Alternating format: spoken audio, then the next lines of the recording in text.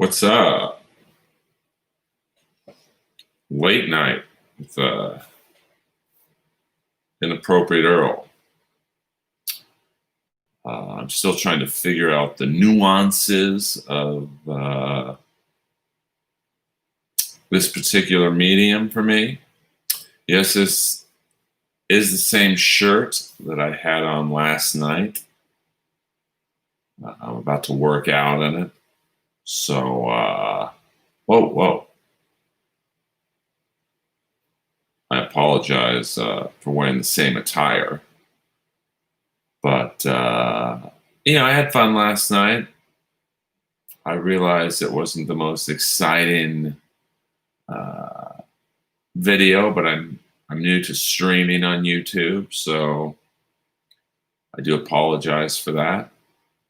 And hopefully with each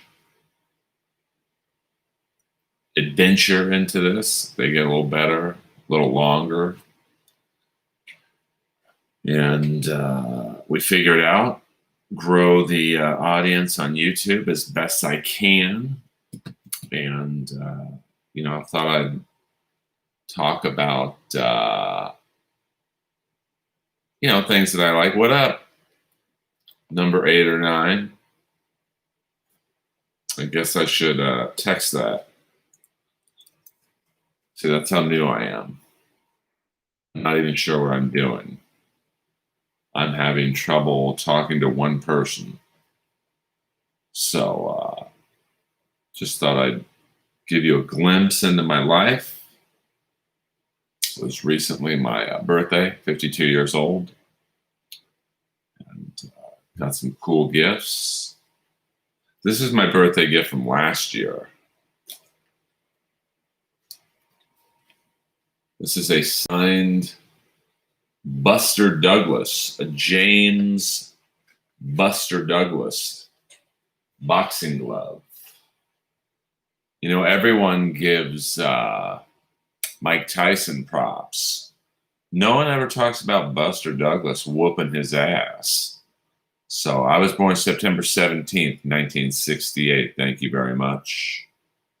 And let me see what else. Here's another gift I got from Chandler Barbie. A giant robot doll. That's pretty cool. This was I guess you'd say it was like a live action, not cartoon, but it's a Japanese show called Johnny Sacco and His Flying Robot. And I'm really surprised that nobody has remade this, because it's a cool concept of there's this watch, and it the first person who speaks into the watch gets to control this robot. And so this little Asian kid finds the watch, Johnny Sacco. He speaks into the robot, or speaks into the watch. So the robot now can only take orders from this little kid. And Giant Robot takes off the bad guys. I didn't know that. So this is actually a very rare doll. Because not a lot of people, know about the show. It was because it's an older show. It was like in the 70s. So if the kid wanted Giant Robot to fight a bad guy, he would go, Giant Robot, defeat Emperor Guillotine. And, so the robot would be standing still, and then he'd hear the kid's voice, and then he'd fly off like that to fight Emperor Guillotine. And his henchmen, who were called the Gargoyle Gang. It was kind of weird. They dressed in almost like Nazi outfits, and their thing was to go like that. So don't think they could do that show anymore. But it is kind of funny that a show that was so politically incorrect could even in the 70s be made. But I think you could watch it on YouTube. I'm surprised.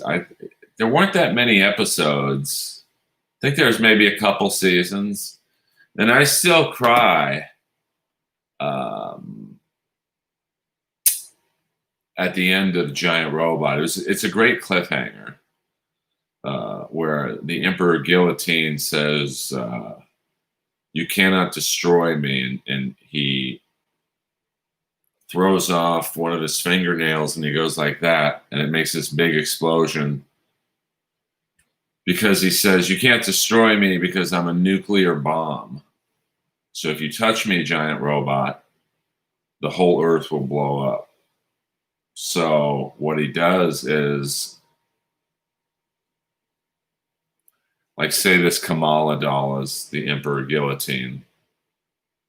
It's not. So they're kind of facing off like this, and they're not really fighting, but they're kind of like fist bumping or whatever. So Giant Robot, knowing he can't touch him on Earth, takes him.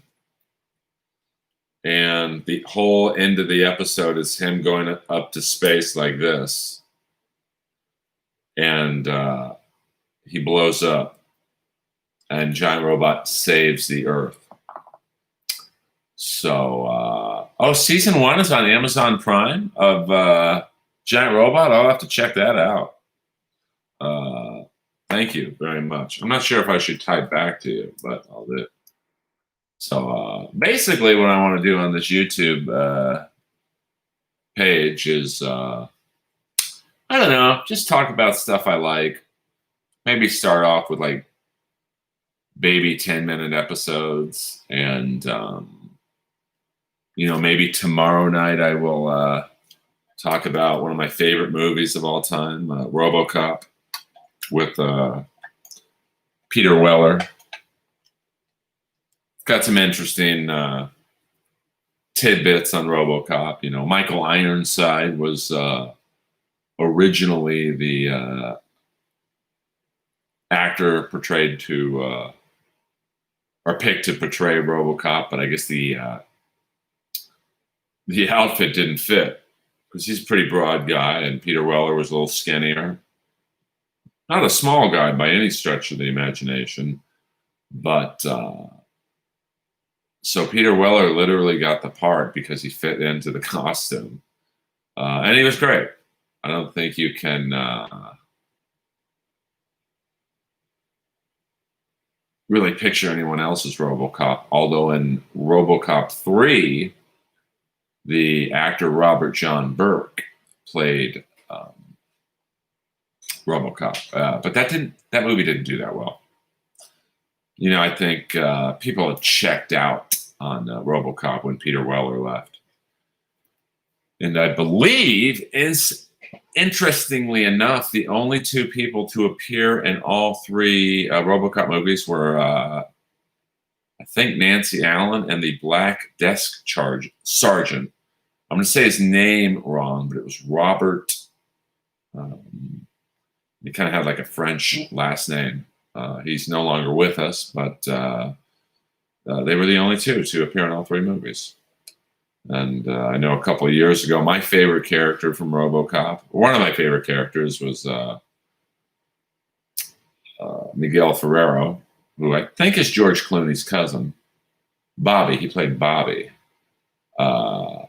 He passed away a couple of years ago. He was great in it. And Robocop 3, it was just like, I think Robocop 3 was kind of like Miami Vice season 5. It was just kind of like, how many Cuban drug dealers can Crockett and Tubbs go after? And I mean, I think Robocop was such a good concept, the first one. And it had a charm about it. It was very low budget. I think it was kind of like Terminator. Like, the first Terminator was made for like $3 million and it ended up making like over $100 million. but there's a charm about it. It's like also like the movie The Warriors, which was made for absolutely no money at all. And there we go. We'll do this a little bit. This is for Jordan. I actually bought this from Kamala right before he died. It might have been the last thing he ever sold. So we also have this. This is for you wrestling freaks. Abdullah the Butcher.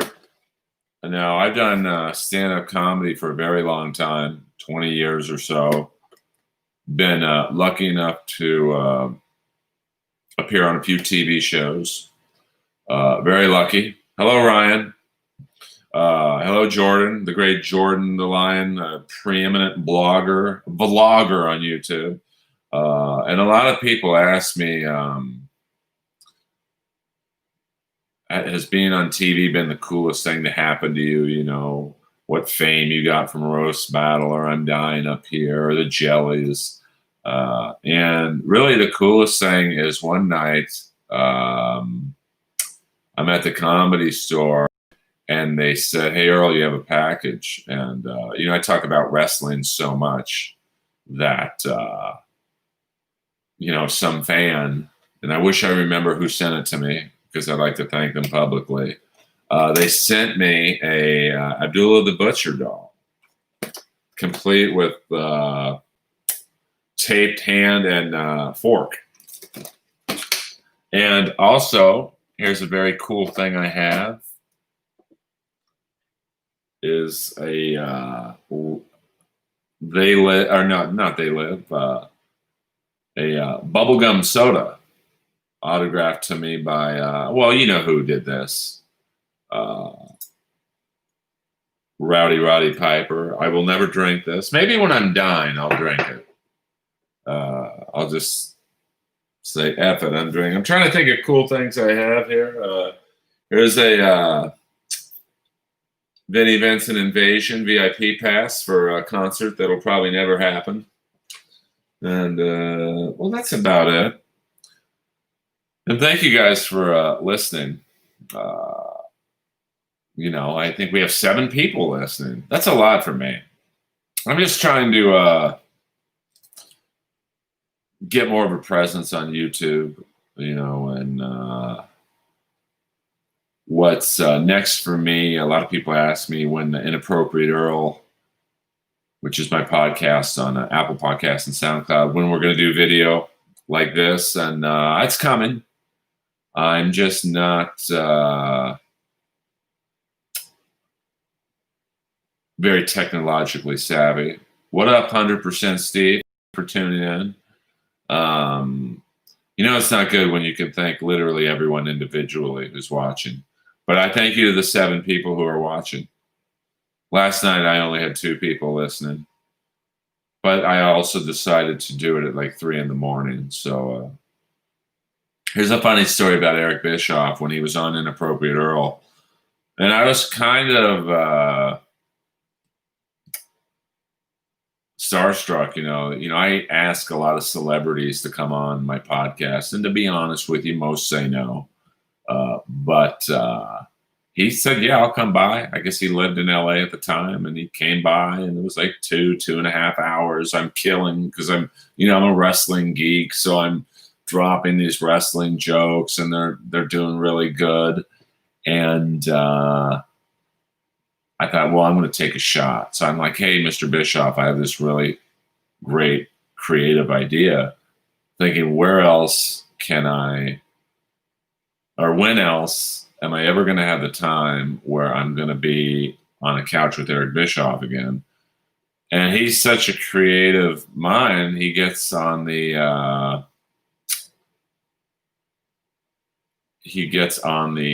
edge of the seat of my couch, and he said, well, what's your idea? And I'm like, well, I know your buddy Hulk Hogan, he has some problems with racism and stuff, and I could see he's already starting to dread it. So he starts to sit back on the couch. And I'm like, well, how about this? I have a great idea how to get him back into the good graces of the African American community.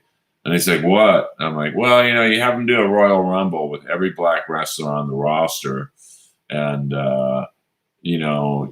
in a regular Royal Rumble, they come out every 2 minutes. Well, since it's an all black Royal Rumble, they're going to be late and come out every 3.5, 4 minutes. And I could just see him going like this.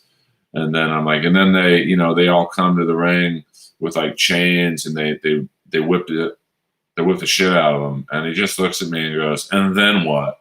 I'm like, well, I don't know. That's all I have, to be honest with you. And then he was like, I got to go, dude.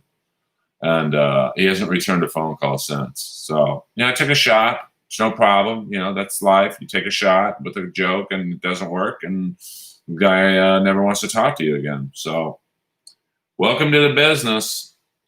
But I'm not sure what my schedule will be doing this. I might do it, every night. It's not every night, but like maybe every other night, 9 o'clock. Maybe just every Tuesday night at 9 o'clock. Because I'm still going to do Inappropriate Earl. And, that's going to do, I'm going to do like one a week. Trying to do one a week. And then, but I'm doing a lot of live Inappropriate Earls at the Comedy Store, which can be hit or miss just because it's a bit of a clusterfuck. Oh, that's good. You're watching Miami Vice at work. I need to get a job like that. I was watching Miami Vice just before I started this, but then someone told me if you have sound on in the background and it's like of a TV show or something, YouTube will yank the audio. So, I have it on mute right now. But I'm still watching Miami Vice. By the way, if you watched the very last episode of Miami Vice, which is Free Fall, episode 5, I believe. Season 5, episode, I believe, 26. If you listen to the very last couple seconds of the episode, you can hear Philip Michael Thomas fall off the face of the earth. That's an old Earl joke. That's a classic Earl joke from back in the day. And yes, I did comedy at the Comedy Store. What was it? Saturday night. It was awesome. I was pleasantly surprised that doing comedy in a parking lot would go over so well. So it was weird. 20 years ago, I was doing comedy in parking lots. I didn't think 20 years later I'd be happy to do it, but you could tell the crowd was very in need of hearing us again. And the comics ourselves were in need of seeing the joy and feeling the love of a crowd. So it was very fun to be back to telling jokes. I think it was my first show in like 6 months. I think the last time I performed was, I want to say maybe late February at the Comedy Store, of course. And it was exciting for me because as many of you guys know, I'm a hockey fan. And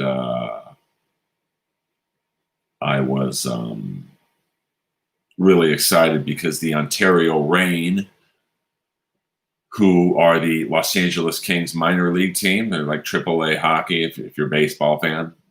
And my favorite player on the Reign was there that night, the great legendary enforcer Boko Imama, who was a tough guy in junior hockey, and he's a very tough guy in professional hockey. He was there. Matt Luff was there, who'll probably be on the Kings this year. Sean Dursey, Paul LeDoux, Mikey Isamon. So it was really, actually, he was drafted by the Tampa Bay Lightning, Ryan. He had 41 goals in his last year in juniors. He had more goals in his last year in juniors than Nico Hischier, however you say that guy's name now, the guy in the Devils, Nico Hischier, had. So, like, he's a good player. But, it's hard in hockey. When you're labeled a tough guy to get rid of that label. Yeah, the Birmingham Bulls. They were. I had a friend of mine who played on the Birmingham Bulls, Jason Clark. But then he ripped me off, so he's not a friend anymore. Yeah, Boko's not horrible. Like, he gets a lot of. Yes, I'm sorry, Heshir. Thank you, Ryan. I'm really sorry. I'm horrible with names. I don't. I have 11 people on right now, and I don't even know how you people knew I was on. So I appreciate that. Because I'm totally new to streaming on YouTube, so I don't know what the hell's going on. Maybe I can do a live. Oh, okay, I get it. So you guys knew because you got like a notice or something. Thank you, number 8 or 9. I'd call you by your real name, but I don't know your real name. Or maybe I do. You just don't want to. You don't want to. You just want to be a voyeur. Oh, okay, that's cool. Well, I have like, it's funny to me. I have like 1,400 subscribers, and so I have a fair amount of subscribers that, I guess if I do live stuff, a fair amount of you will tune in. I hope so. And yeah, I mean, I'm just getting my feet wet. I don't really, I just want to be fucking funny, man. But that is, it's only part of the game. You got to do YouTube and TikTok and Instagram Live and Facebook Live. And, I'm just so, I think because I'm 52, I grew up in an era where, the comics you got on TV were really funny. David Brenner and Foster Brooks, and like they didn't have a YouTube page or whatever. They were just funny, and they got on TV in an era where there was only one TV show to get on as a comic, The Tonight Show. So, but now again,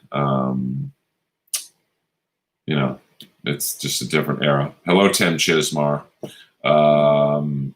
I do TikTok. I hate it. I don't get the humor on it. I haven't seen very many videos that made me go, "That's funny." But it's once again, I'm on it. I only have like 500 followers. My goal is on TikTok. If you get over 1,000 followers, you can go live. And then that's where you can really, if you do like live stuff like this, that's where you can really build your followers. It's, if you hear coughing right now, it's my dog Lois. I think she had a food allergy to some new food I gave her. Yes, Ryan, I do. Triple H and I have a mutual friend, Lemmy. Well, I guess he's dead now, so I can't, because this is my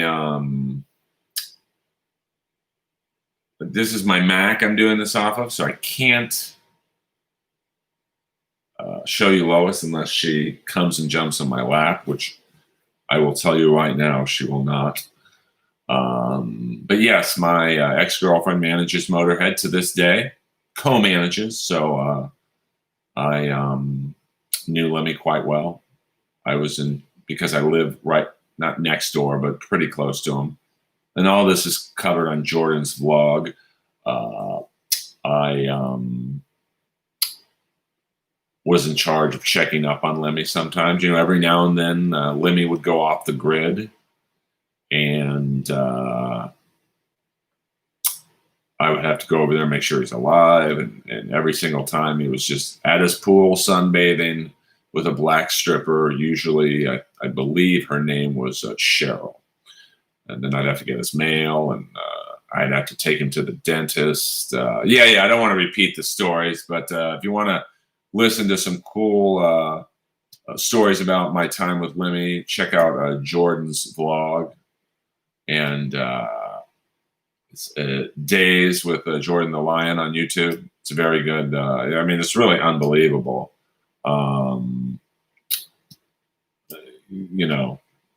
It's he does vlogs on like Kurt Hennig and Rick Rude and musicians, and it's really quite neat to watch. Especially if like you're a little older like me, because I get every single person he's talked about. Well, thank you, Troy. Thank you all for the compliments and whatnot. It's a little overwhelming right now. I'm trying to look into the camera, but then I'm trying to because I hate it when I go on someone's vlog or video chat and they don't acknowledge, hey, thanks Earl for listening. You know, thank you to the 12 people right now. And let me see. Yes, Vinnie Vincent would be a dream guest, but I had a friend of mine who, hello, Bill K. I had a friend of mine who said, hey, I can get you an interview with Vinnie Vincent, but it's $20,000. I'm like, no, I'm good. You know. And yes, Foster Brooks is, he was amazing. Like, that's a roaster to me. Like, you watch the Comedy Central roast, they're awful. And I wrote on the last one. I wrote for Dr. Ken, who's awesome, but like, you know, just like, you know, I mean, I'm sure the Comedy Central roast are good to younger people because it's all they know. But like, if you're like my age, you know, the Dean Martin roasts are what they are, the best, because they knew each other. Like, you know, you take take the Alec Baldwin roast. You know, he didn't know Caitlyn Jenner, he didn't know Adam Carolla, he didn't know Carol Ray. I'll assume he knew De Niro. I don't even think. Well, I guess he was on Community, so he would have known Dr. Ken. I'm sure he didn't really know Jeff Ross that well. So it's just a bunch of people giving you shit who don't really know you. But like those Dean Martin roasts were amazing because they loved each other. Like Dean Martin knew Don Rickles. Don Rickles knew Nipsey Russell. Joey Bishop knew Rowan and Martin. So they could really go in on each other.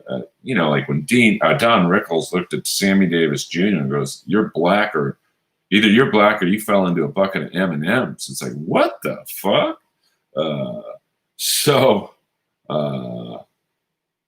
You know, but you could tell that Sammy Davis didn't mind that because Don Rickles was a friend.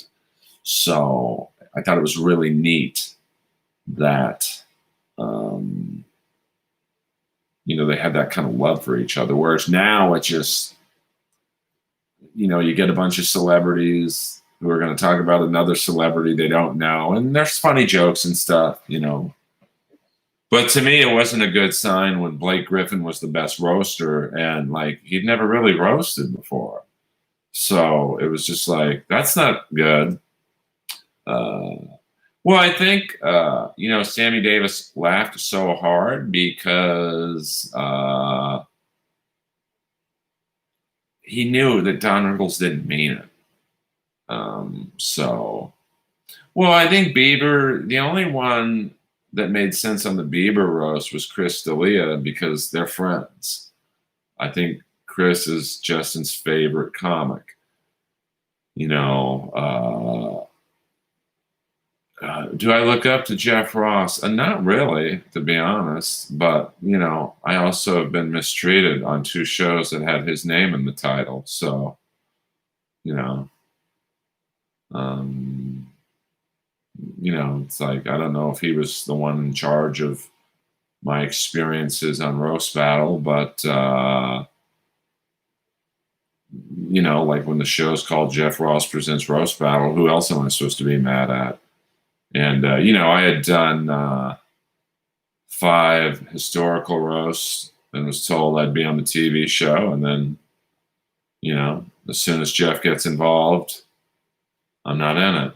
Can I say he's the reason why? No, but, you know, well, I hope I'm the next Rodney Dangerfield because Rodney really made it at 52, and I just turned 52. So, well, I try and keep it real. But you know, I've been lied to a lot, especially with Roast Battle. And I know people are sick of me talking about that, but it's true. It's how I feel. Uh, I was told uh, in roast battle by Jeff specifically, to be honest, there's no time for the haters table on television, and yet season 3, my replacement, and he was only my replacement because I left the show, was literally holding my microphone. So obviously there was time for it. And I didn't even get a writer's credit for that. I mean, I created that part of the show. So you would have thought that,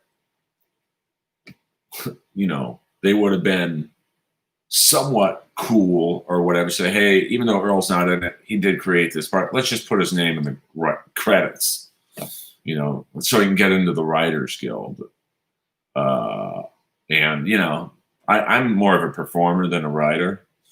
So it's not like I'm trying to get into the Writers Guild, but it would have been a nice bump to pick. And so, well, funny story, and I'll leave with this. I think a half hour is a good time to do this. I want you guys to come back next time I do this. I want you to want more. I have Whitney was good because she had good timing, and even that I brought her in.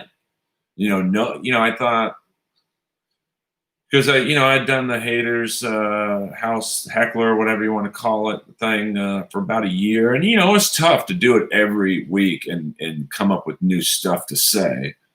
So I thought, what can I do to kind of switch it up but make it cool? And I thought, what if I bring a girl in? And she came from an acting background, so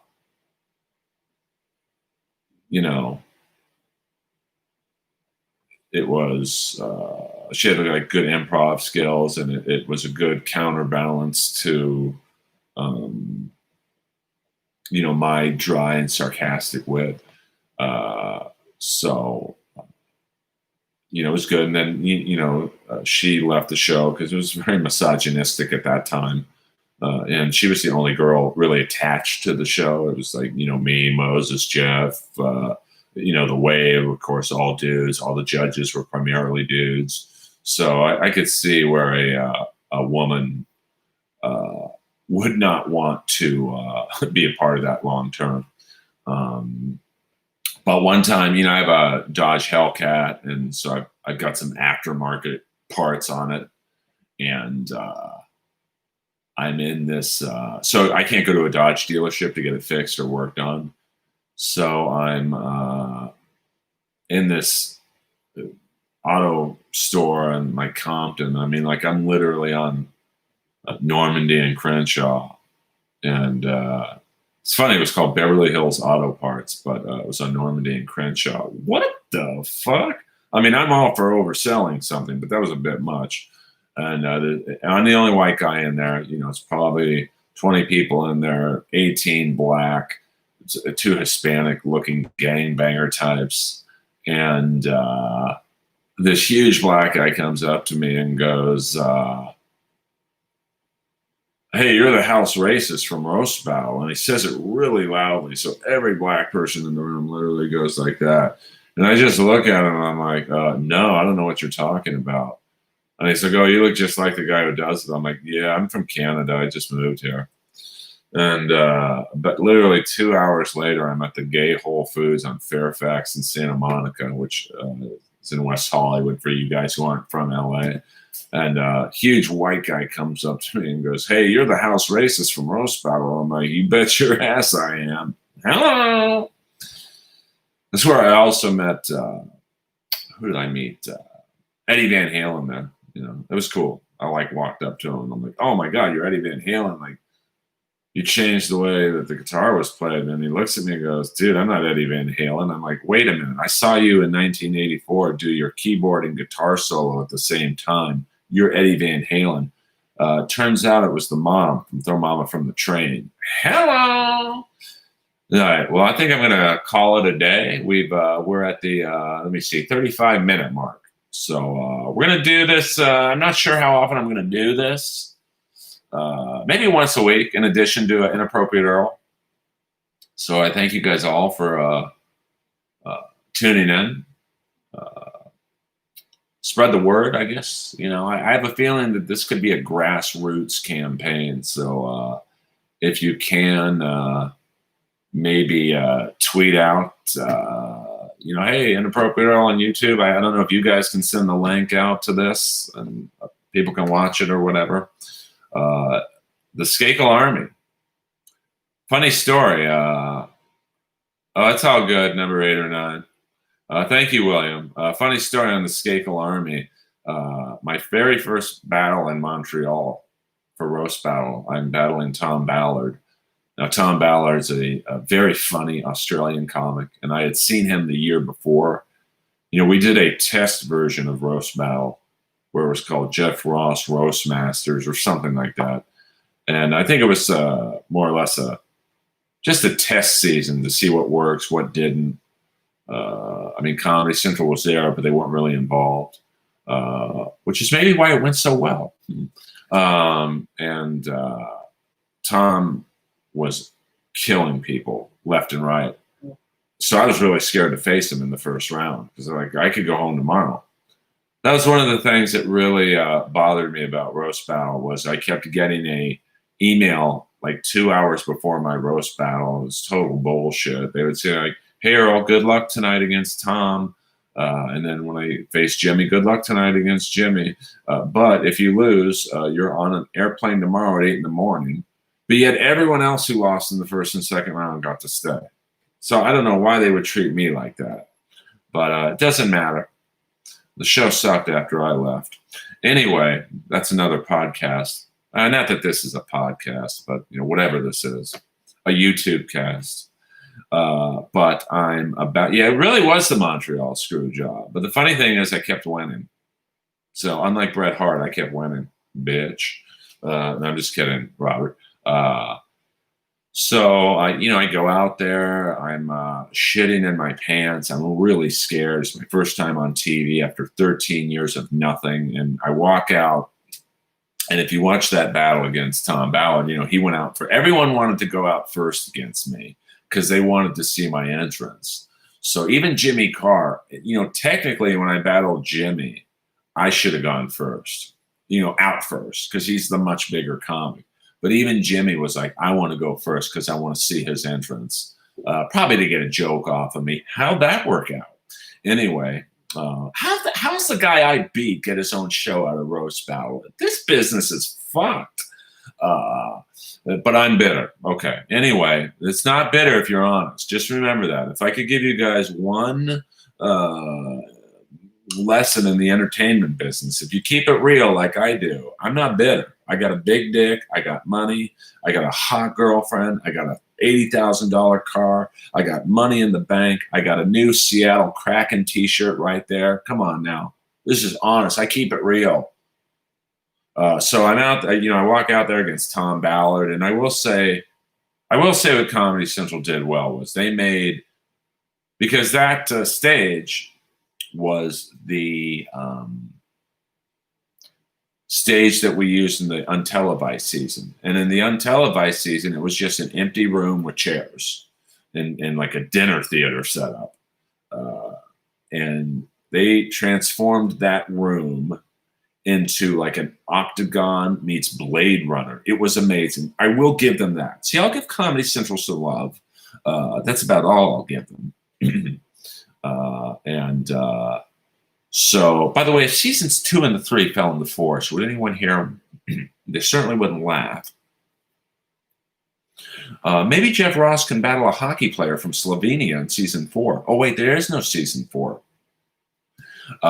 So I walk out there against Tom, and I'm just overwhelmed. It's sensory overload. There's cameras. There's what seemed like thousands of people. It was probably like 500.